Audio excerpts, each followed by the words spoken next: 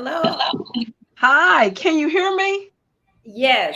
Okay. Hold on. I am so sorry. I was having all kind of technical issues, so I'm sorry. Okay, hold just a minute. Okay.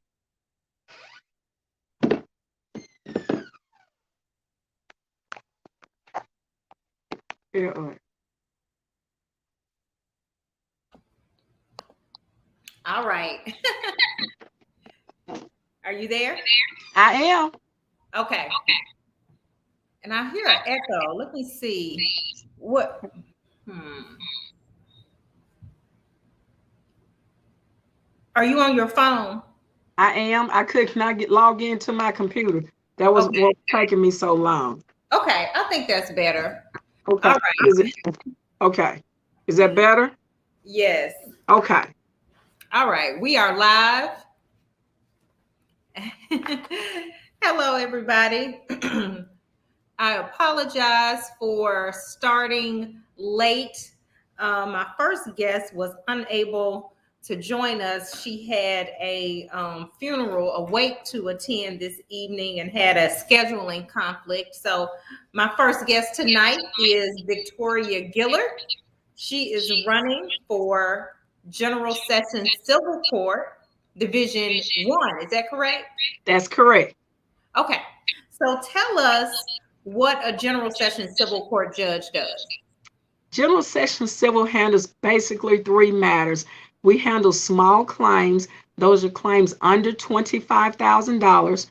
We also have a mental health docket. These are individuals who come in, for example, like an involuntary commitment where they come in for 3 days. And just like with the preliminary, with criminal court or what have you, you have to have something within 72 hours. So within 72 hours, if they've not reached some sort of agreement with their physician or become stabilized, then they have to have a hearing to determine whether their commitment will continue or not. So it also handles that, and then it handles evictions, FEDs and that sort of thing. So individuals being evicted. So it handles that's the gamut. Okay. And if you could put your phone up against something, so Okay, I yeah. was trying to do that. Hang on a second. Because I know everything is like wobbling here. Let's see if I can make that work. Just prop anything. Uh, let's see. See, that's too far back. Bear with me. I am seriously trying. Okay, I think that's better. The computer and everything is like not cooperating with me. Nothing actually is. Okay. Better? Yeah, that's better. Okay, okay. Yeah. So, can you tell us a little bit about your legal career? What have you been doing over the past 20 years? I know it's been 20 years because we started Yes. and graduated from law school together. So, what does your legal career look like? Well, I started out working. I have my own firm, of course, but I've been doing juvenile court for probably about 20 years. I started out doing that kind of as a temporary thing to get my foot in the door to some areas. And then I've just, for whatever reason, I've just continued over there. I love helping the children. My heart goes out, for all of the children. So I've been on the juvenile justice panel now for probably about 16 years. And is in line with what you do. You all are public defenders. And then there's a group of private attorneys who help out the public defenders when you all have conflicts. So I've been on that panel for about 16 years now. I've also been a guardian ad litem or an attorney ad litem at juvenile court for about the last 20 years or so, the extension of my practice, where I help individuals, who are indigent, a lower income, who are not able to, afford the fees that would normally come with legal representation. So about 60% of my practice has been over in the juvenile court, as I said, helping indigent individuals. But in addition to that, I've also been on the mental health docket for about a decade. Where I represent individuals on the mental health docket, but then from time to time when the judges have been out, I've also sat as special judge in that courtroom as well. So I've judged some of the cases. I've represented, quite a few of the individuals. And then, of course, my practice extends into the other areas of law. I do probate, wills, estates, personal injuries, that sort of thing as well. But as I said, the primary bulk of it has been, helping indigent individuals in the community. So, why did you decide to run for judge in General Sessions Civil Court? Well, I am not, most of my practice, as I just indicated, has been in the civil arena. I do have, from time to time cases that go over in the criminal court. I'm also my law partner, Juliet Akins. So from time to time, when she has a conflict or when she has something that she has to do, I do represent individuals in the criminal field. But civil is just, where I feel more comfortable. And this is a position, as I said, because I've represented so many individuals who've had wrongful evictions.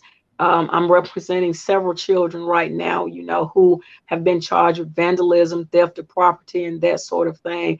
And these individuals have been displaced because, mom or parents have been evicted. And so these individuals are living in homeless shelters or, either not homeless shelters, but they're living in abandoned buildings, abandoned hotel rooms and stuff like that because they're, having to fend for themselves. They're having to provide their own food, shelter, and clothing. So I see a lot of that, kind of falling down or, running downstream, if you will, extending from the parents, but it's going into the children. And a lot of time when I speak with the children, a lot of the issues that they're dealing with, have been things that stemmed from, a parent, as I said, being displaced or and then there's a lot of mental health issues that are going on with our children and things that are not being properly diagnosed. So these are just some of the things that I know handle, the civil court handles. And these are just things that are near and dear to my heart. So I just felt like this was the best place for me to be. Okay. And why do you think you are the best qualified candidate for this position? Well, number one, because my opponent has been in this position for over 25 years, and there's just not a whole lot that is going on or that anyone sees like you even when I'm out campaigning, they're like, well, who's your opponent? I enlist the individual's name and they're like, okay, we've never heard of him. So I don't want to be that candidate. Number one, that you've not heard of. Number two, as I said, because I'm out here and I've been practicing, I have hands-on, knowledge and firsthand experience of the things that's going on that's affecting our community, that's affecting our children, that's affecting our mental health, the individuals in the mental health arena and that sort of thing. So I just feel like because I have a hands-on approach, because I've been out here in the community, I'm in touch with the community, I feel like that makes me the better candidate because I'm in touch and I know what's going on out here. I'm not just, sitting on the bench and just making rulings, but I'm actually out here. I'm close to the people and I know what the issues are. And I feel like, these are some issues that I can help, try to either what I want. I don't, because I'm not trying to make campaign promises. I don't do that because everything is a process. But I just feel like because of the experience that I bring, firsthand knowledge with working with these individuals, on a day-to-day basis, I feel like I can bring that skill and that knowledge to the position, and that will help me to be a better, judge because I do know what things are going on. So it's not just black and white paper to me, but there are lives that are being affected. So, do you feel like judges have an obligation to be involved in the community, to educate the community? Oh, I absolutely do. And anyone who comes into my court, I'm glad that question. I like that question because as far as the FED, when I was telling you that that's one of the things that goes through this court, there And so, is the go packet. ahead and explain what FED is, Oh, I'm because most sorry. people Those probably. are federal. Those are. That's when an individual is being evicted. They have to come to court, and there's a process where the landlord will file will file a petition, and then that petition has to be served upon that individual whom they're seeking to have evicted. So And it's that's a forcible entry and detainer. that's correct. Yeah. That's correct. So that's the legal term, but it's just an eviction notice when someone is trying to file eviction to have someone ousted from the property. Then they come in and file that. So anyone who comes into my courtroom will get an information packet. This information packet will contain federal, state, local information in there that they may be able to avail themselves of that might facilitate them in being able to maintain their residence. It includes things like, assistance from MLGW, any type of assistance that may be available. There will be an information packet that everyone will have. It'll be in my courtroom. It'll be at their disposal, so anyone can have that. And then there's also a room where we have volunteer attorneys, that can help them to kind of sort through what those things are if they have questions about them as well.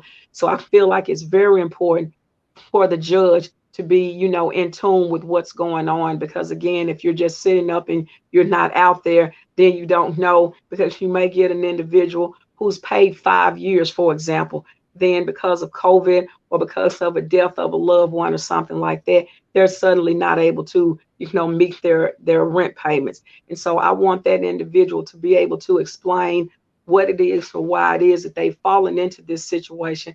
And then let's have them to sit down with the attorney on the other end or what have you to see if we can work out something, as opposed to just displacing families.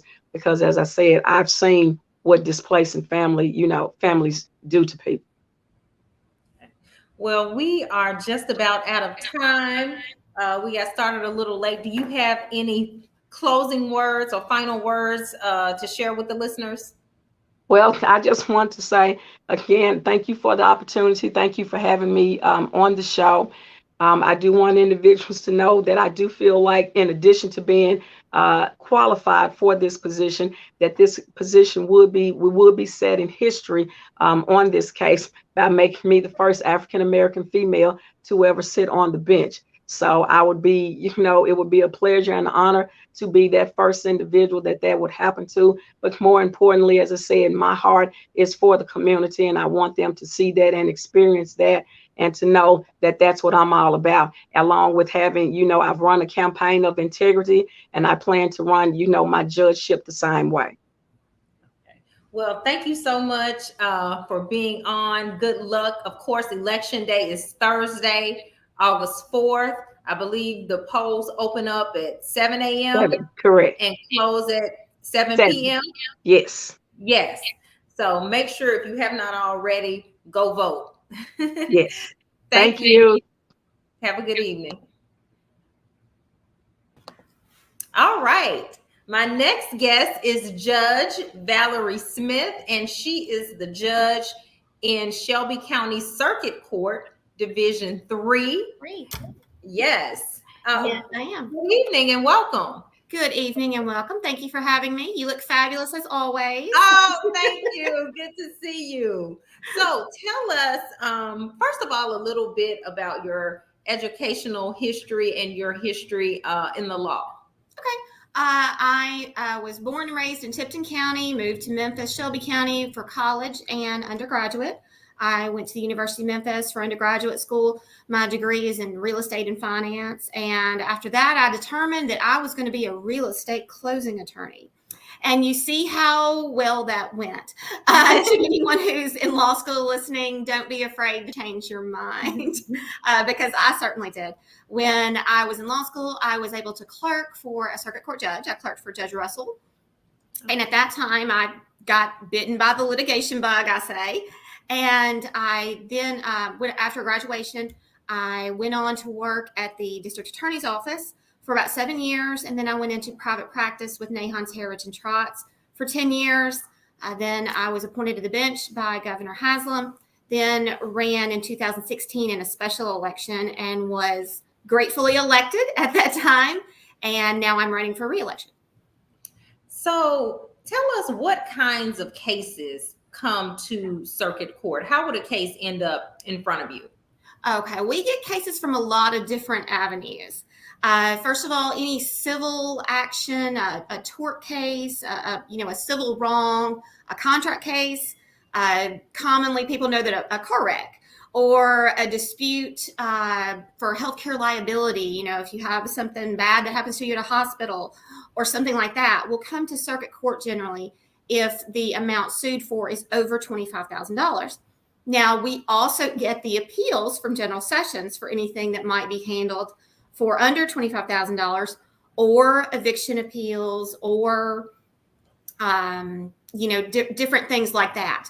Anything that they might have heard down in sessions. And I say down because, we all know that that's on the first floor of the courthouse and I'm on the third floor. So whenever something is heard in sessions, if someone wants to appeal it, they go across the hall, file an appeal, comes to us.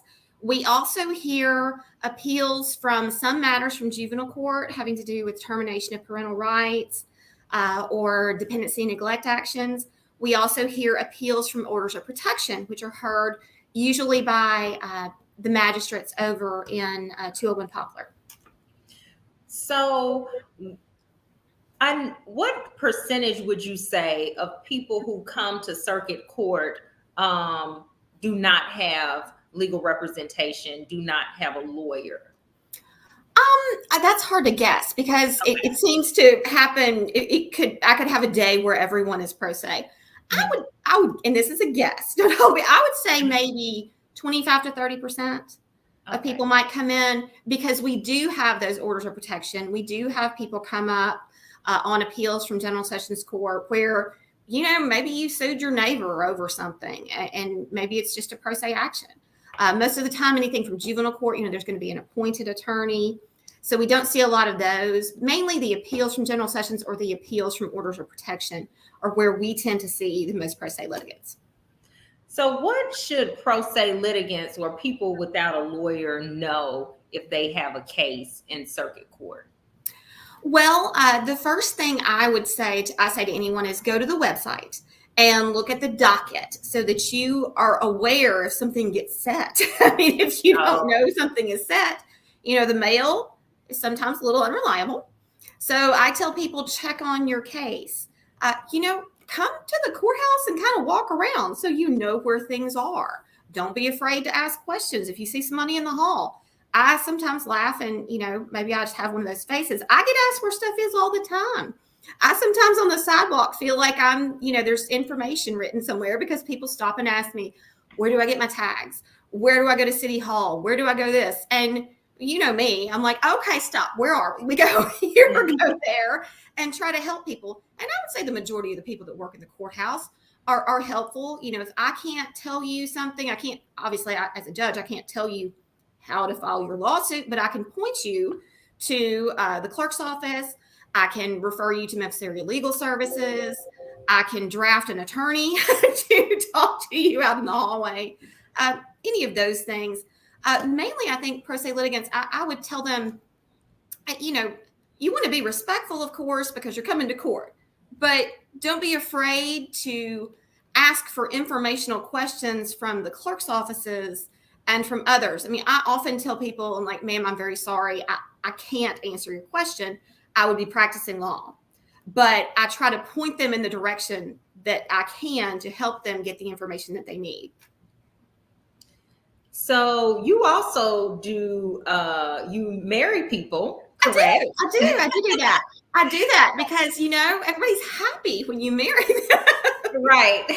So yes, I usually do weddings a few days a week. It's usually Monday through Thursday. And I usually do just 2 at noon, unless it's a special occasion.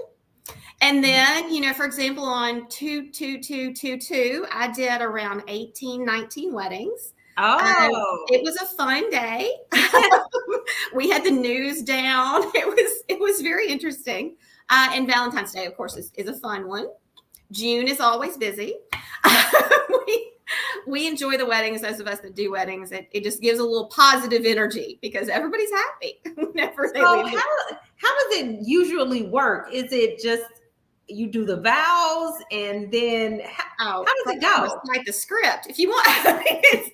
We have a 2-page script. Okay. People come in, they usually go over to Clerk Halbert's office and get their license. And I think they tell people, some of the judges will perform weddings. They make an appointment with our secretary's office. They print out a folder and a script, which, I mean, I could do it in my sleep, but then I have the names in front of me. They would come in, sometimes they bring tons of people, sometimes they bring nobody. They come in, have their license, do the 2-page script, which is, it's a great little ceremony. I could rattle it off.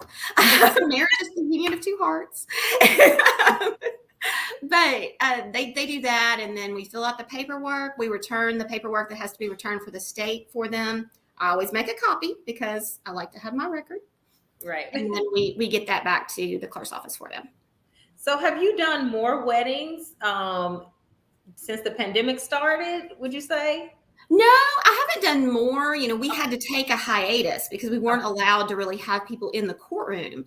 Right. But the minute that we were, I went back to it because it's something I enjoy doing. It's a service that, for people, it's an easy place to come. It's an easy place to have your family and friends come, and we're real economical. We don't charge any money. We tell people they're welcome to donate to charity, but of course that's not required. No, we don't charge money for that. We tell people they're welcome to donate to charity if they so choose, but that is completely optional. And some people do, some people don't. So what are some things or one thing that you are proud of that you've accomplished since you've been on the bench? Wow. I'm not a big bragger on myself. Go ahead. I am proud of the fact that I believe I'm about to be the incoming president of the Tennessee Judicial Conference. And I don't know I have to investigate this, but I think I might be one of the youngest. And I believe there have only been 4 women that came before me. So tell us what the Tennessee Judicial Conference is. So the Tennessee State Judicial Conference is the one I'm talking about. General Sessions has their own conference. Juvenile court has their own conference. But criminal courts, chancery courts, probate court, and circuit court all go to a conference with all other judges across the state that are on that level. So there's some 140 trial court judges. There's the 5 Supreme Court justices, the judges, in the Court of Criminal Appeals and the Civil Court of Appeals. All of those judges come together 3 times a year for a conference. That's when we get our CLE. That's how we get all of the information that we need to know about everything. It's kind of is it like judge school? Now, they do have judge school. They call it baby judge school. Which, we laugh about baby judge schools. How long have you been a lawyer and how old are you that you're going to baby judge school? And they have that for newly elected judges. I was able to go, and most judges, I think, are afforded this opportunity if they so choose. I went to a bigger judge school in Reno, Nevada at the Judicial Academy there. When I went, Judge Higgins was actually one of the instructors when I went, so she and I went together. Oh, nice. So I know that you are unopposed. Yes. Nobody has chosen to run against you, and I'm sure that was a relief. I am extremely grateful for that. Yes, certainly. Yes. However, happy. You have been very visible. Yes. As if you were campaigning. So why have you chosen to be so visible in the community? Well, I laughingly say this. I'm like, I'm a very shy person. I tend to be out and about anyway. I'm involved in a number of legal organizations. I'm the immediate past president of the Leo Bierman Inn of Court. I'm the judicial liaison for the AWA. I knew I would forget things if I started rattling things off. You can go to my website and look at all of them at judgevalerie.com. I'm a very involved person. My husband and I are very involved. We take very seriously our commitment to give back to the community. And we've just continued to do that for 6 years. I haven't really, I did it before I was a judge, but people just started paying attention a little more when I became a judge. I've never stopped doing the things that sometimes people look at as campaigning. My husband and I are very committed to donating and assisting with food drives every chance we get. We've continued to do that. He and I were part of a group that started a charity which contributes and supports sports in the inner city, because that was just something in our world that we saw a need to give back to. So our tailgate group, our barbecue team, all got together and said, this is something that we can do. So we began a charity called Section 901 Youth Athletic Fund. And because I'm out in the community, I'm able to kind of hear about those needs that need to be met. We're not a huge organization, we're not FedEx, we're not, AutoZone or something. But when there's something within our realm to help with, we try to do it. So I'm kind of the person who tends to hear about those things of, say someone needed once a washing machine for their football team. We were able to come in and raise the money for that. We were able to help with some uniforms for a golf team. That kind of thing is a thing that we're able to help with when we can. Wonderful. So what would you say to a young person, a young lawyer, or somebody in law school that has an aspiration of being a judge one day? I would say, of course, it's a great job.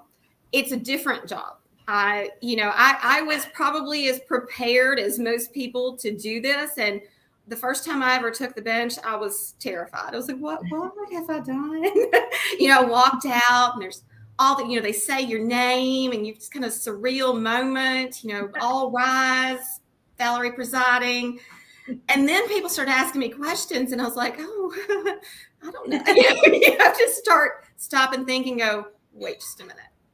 I would say to anyone, and this is a me thing, anyone who wants to be a judge, be exposed to as many different types of things as you can, because I find that the things that I might reach back to something I knew from criminal court, or I might reach to something I heard when I was a law clerk, or something I remember from bankruptcy court. If you have kind of a wide area that you, not to say if you're a great, domestic lawyer and that's what you want to do, that's great. But if I'm telling someone if that's your aspiration to do that, go watch, go see where you think you might be the best fit and kind of target your goal toward that. We're courts of general jurisdiction. We could hear anything. We could hear, I could hear an aggravated robbery tomorrow. If that was something that somebody, I wouldn't have, I don't have the same facilities. I'd have to probably go across the street to do it, but I have the jurisdiction to do that. So I would just say, I think being well-rounded and paying attention, also realizing that you got to think a lot on your feet. You got to know how quickly you make decisions. It's a great position, but it has a lot of different things from practicing. I told people my first few weeks, I was like, this is real different. You can come in and zealously argue anything. It's real hard to hear two people zealously argue, and then you got to figure it out. Right. Well, thank you so much. We are almost out of time. It was good to see you. Of course, we run into each other quite often. Yes, we saw each other at the National Bar Association, which was wonderful. I still have wasn't it? Pictures. It was just the best night. Dave and I came home, and I said, I wish they had the convention every year here. I know. Yes, it was fabulous. It was, and everybody. So it had not been in Memphis since 1998. So that was a long time ago, but everybody says that it was certainly one of the best ones. I feel like they're coming back. Yes, I think so too. Well, do you have any closing words for our listeners? Sure. Well, as you said, I am unopposed. That doesn't mean I do not want your vote, and I'm asking for it. I've been the judge in Division 3 for the past 6 years. I almost said 6 for 3. I've been in Division 3 for 6 years, a little over 6 years. And hopefully with your votes and support, prayers, I will continue to stay there.